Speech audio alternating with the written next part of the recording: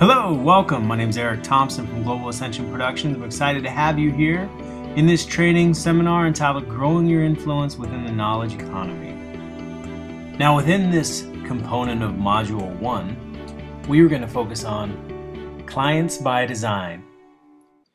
Author Brian Tracy so eloquently articulated, what you attract into your life is in harmony with your dominant thoughts. Now, I don't know about you, but I want to attract more clients, and I want to help you attract more clients as well. But I want to be strategic about it. I think it's important for us to identify and align and support the people we can best serve. And oftentimes, business owners neglect to invest the time really identifying who those people are. Now, we're going to accomplish this by being extremely specific. The specific mind serves people, as opposed to general content, which is everywhere in the knowledge economy, and it's not specific enough to allow people to digest it and take action on it. So, as Bill Gates said, content is king. What I would like to add to that is specific content can make you king or queen. Now, if you're thinking, but Eric, my message is for everybody. I want to help everybody. Then I would say, well, when's the last time you went to a know-it-all when you needed to know something? You didn't. You found a specialist when you really wanted quality information.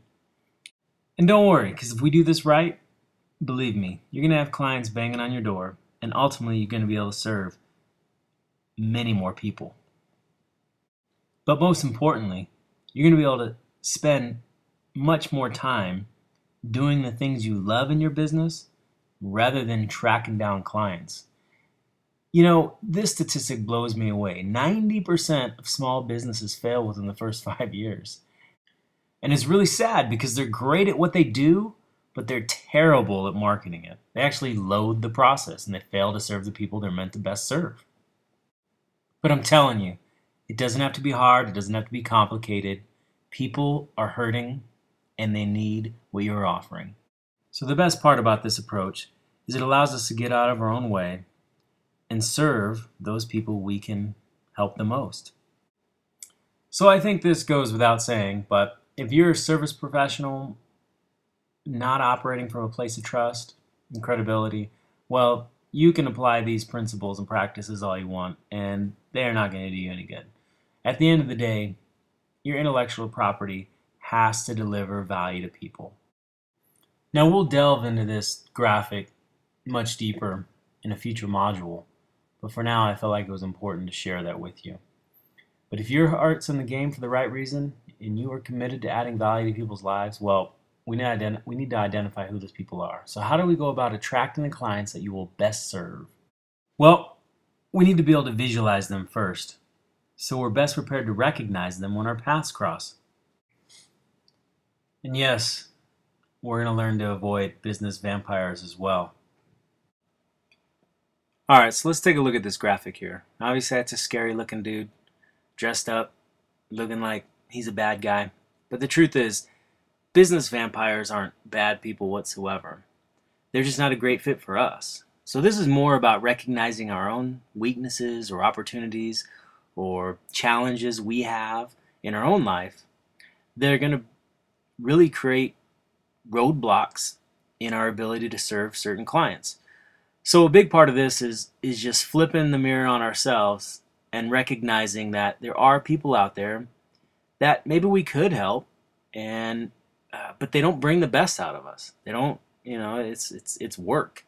It's not fun, and they take up a lot of extra energy and time and resources, and for what? At the end of the day, it's just pain in our life and in theirs. So we need to be able to recognize them and be honest with ourselves. So an example of this in my own practice would be along the lines of working with somebody who's pessimistic. I'm a really optimistic guy, pretty high energy, and when I'm around somebody who's questioning, their own ability and the processes and unlearning, really struggling at unlearning some of the concepts that aren't really serving and contributing to their evolution, that can zap the life out of me. And when I'm not fully engaged in there, I'm not as creative. And I'm really letting my clients down when I'm not creative, because that really is my area of expertise. And so to be at my best, I need to be working with somebody who gives me a certain level of energy. So again, they're not bad people. They just don't bring the best out of you. So here's your first written exercise. It's extremely important that you actually put pen to paper here.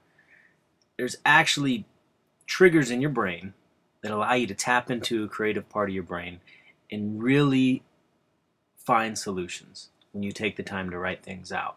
So please invest in this process. You can pause this in a second and work through it. Take as much time as you need. Probably suggest somewhere between 5 and 10 minutes, but really put some deep thought into this, because at the end of the day, you want to make sure that every client that you're working with, you're able to make them feel like they're on the will call list. And when I say the will call list, when I was in college, I had a friend that played for national championship basketball team, and he would give us tickets. We'd get tickets to go watch this team play basketball, which was such a big deal. But our tickets were always at the will call line, and so we'd go up there, give our name, and get our tickets. It was a pretty cool feeling.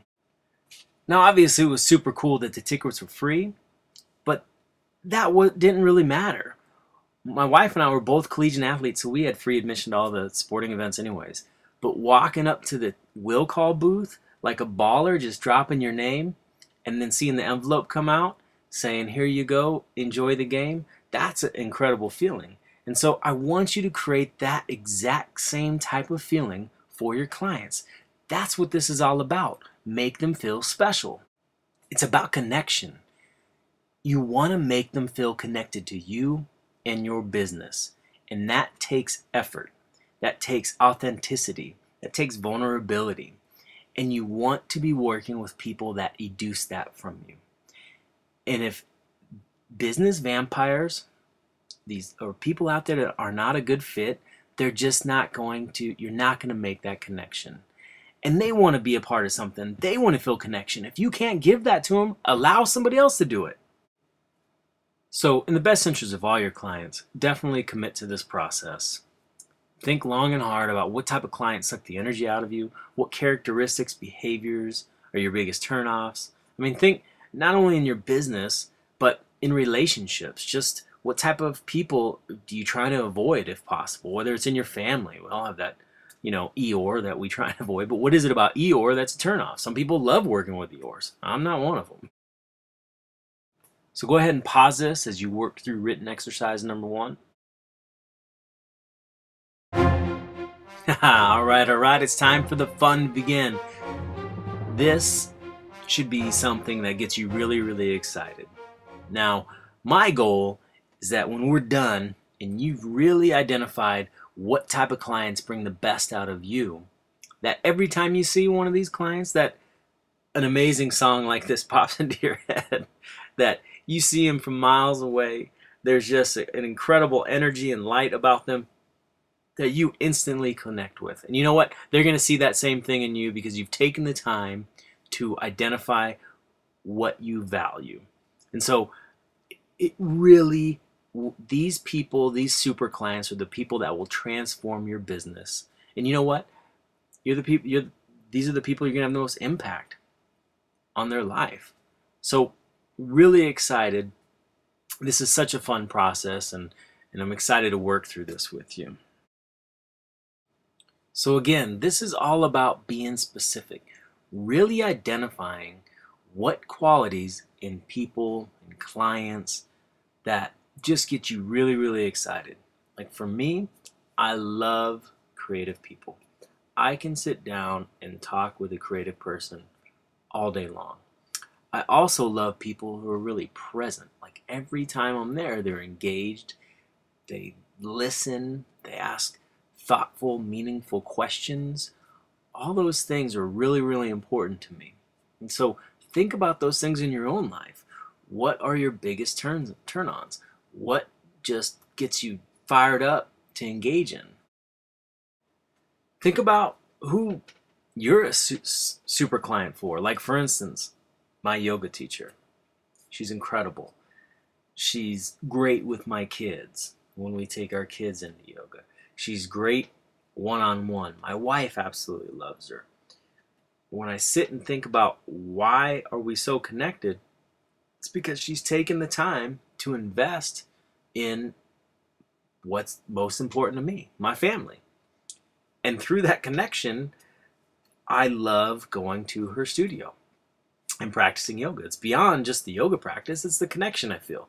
And so ask yourself, who are you connected to? Who are you a super client of? Think about the qualities that person possesses. Keep them top of mind as we work through this exercise. Now let's hammer out written exercise number 2. So visualize your perfect client. Write down their qualities. Who are their friends? What type of music do they listen to? What are their morals? How do they learn? Do they read? How do they invest their time? What do they do socially? Are they outgoing, friendly, courteous? Are they tenacious? What are those qualities? What makes them unique? And what do you value in your perfect super client? All right, time to get to work again. Put pen to paper and knock out an extensive list. Go ahead and pause the training session now.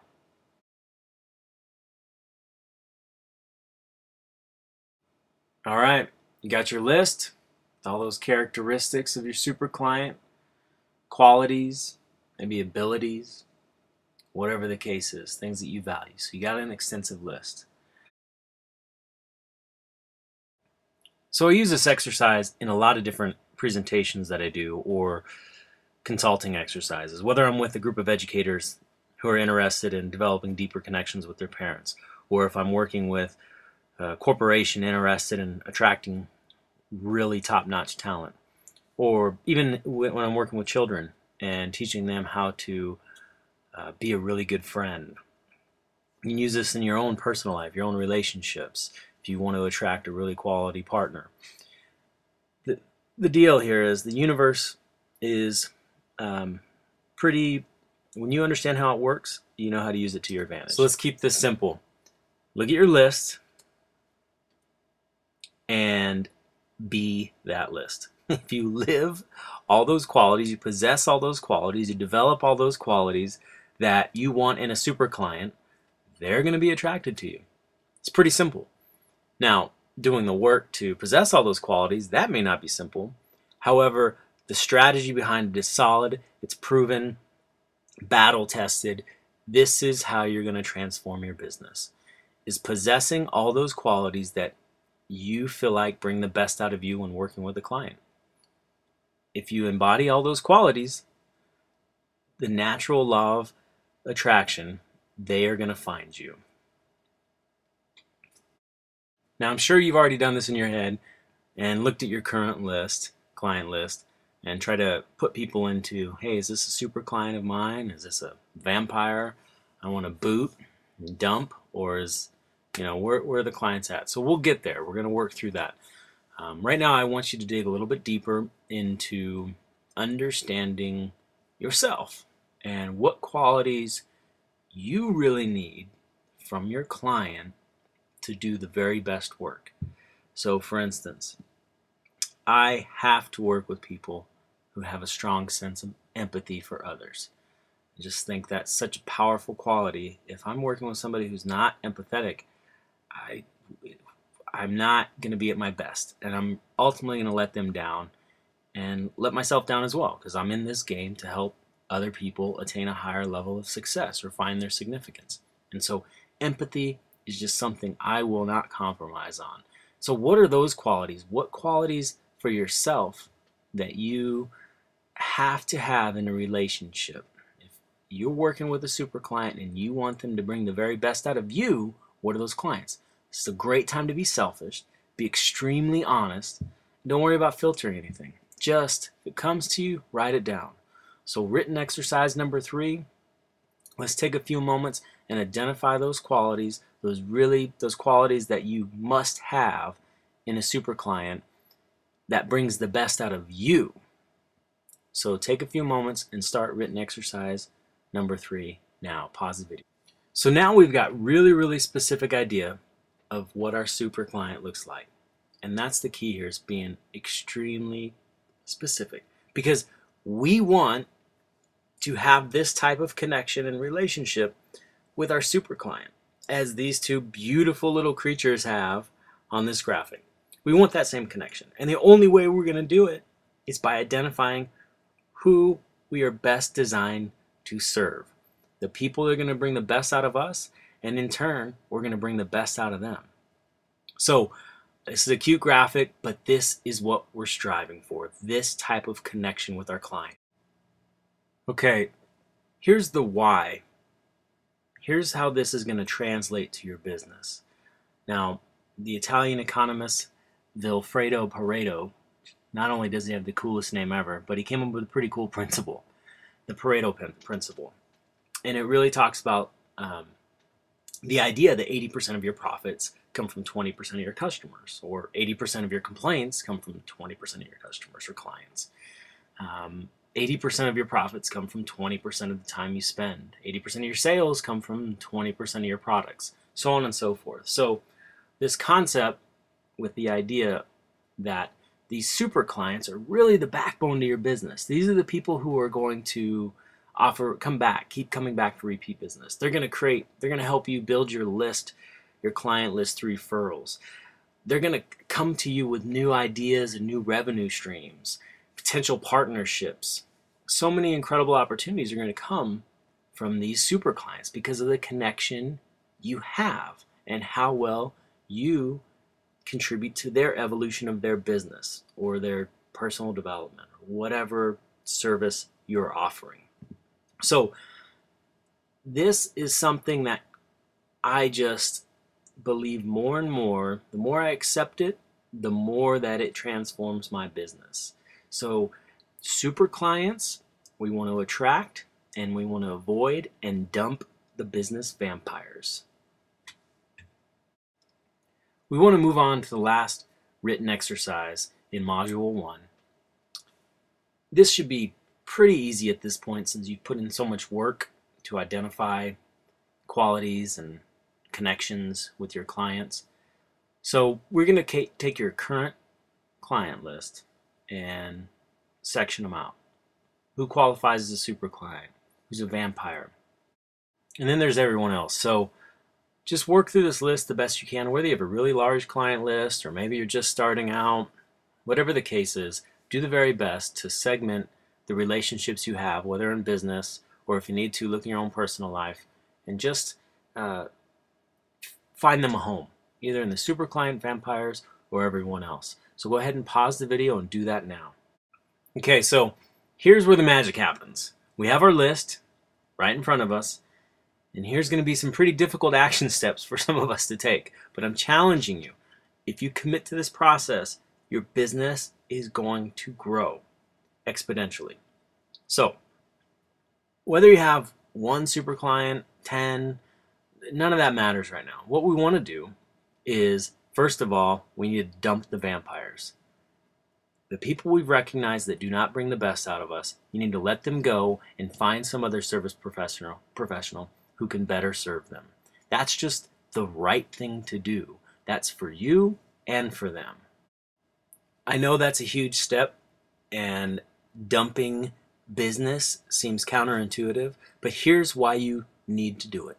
Because now we're going to focus in on our everyone else list, and we're going to now make a commitment to invest more in that relationship and move them over to the super client side. Now again, going back to all the things we've discussed today, we want super clients. Super clients are good for our business. The people right now and everyone else, they have potential. We are not jumping over the warm leads to get to cold ones. We are taking our current list and going to invest in those relationships and see if we can't move them over into the super client column. Now, in the upcoming components of Module 1, we will further discuss ways to really attract those type of people, tangible ways through your marketing, through your communication, all that kind of stuff. So you're definitely going to come back for that. But I want to leave you with this. I don't know if you guys watched the recent Olympics or not, but I'm a huge fan of Oscar Pistorius. As you really delve into understanding his story, the Olympic committee actually barred him from competing. There was experts, so to speak, saying that no, his legs, his synthetic legs, prosthetic legs, actually gave him spring in his step and gave him an unfair competitive advantage. Which who in the world would ever want to be on that side of the argument? I would not sign up for something like that. But the fact is, he continued to run. He continued to go out and compete, preparing, all that kind of stuff.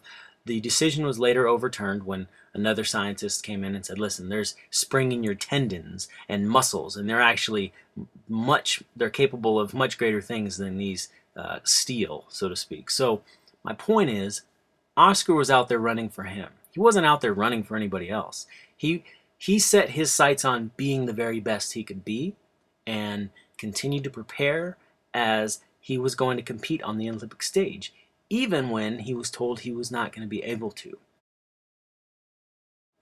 So my point of sharing Oscar's story with you is to give you a powerful visual that just is the world needs you to be you.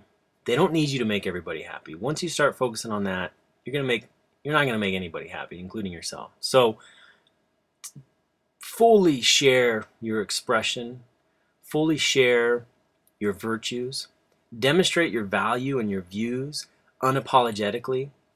You will attract the people you can best serve. If you are ambiguous, you're going to attract people that you're not going to deliver as much value to. Here's what I know about you. If you've made it to this part of this seminar, then I know you're serious about influence in people's lives and helping them alleviate the pain they're experiencing. You can only do that and do it extremely well to the people you're designed to serve. Get specific and be strategic. Man, I love this stuff. I really appreciate you guys investing your time into this process. I truly hope that it serves your business and your clients well. I look forward to continuing to deepen our relationship in the next component of Module 1, Why People Need Your Service. Please come back. We'll go at it again and continue to build your business. Eric Thompson of Global Ascension Productions. Thank you.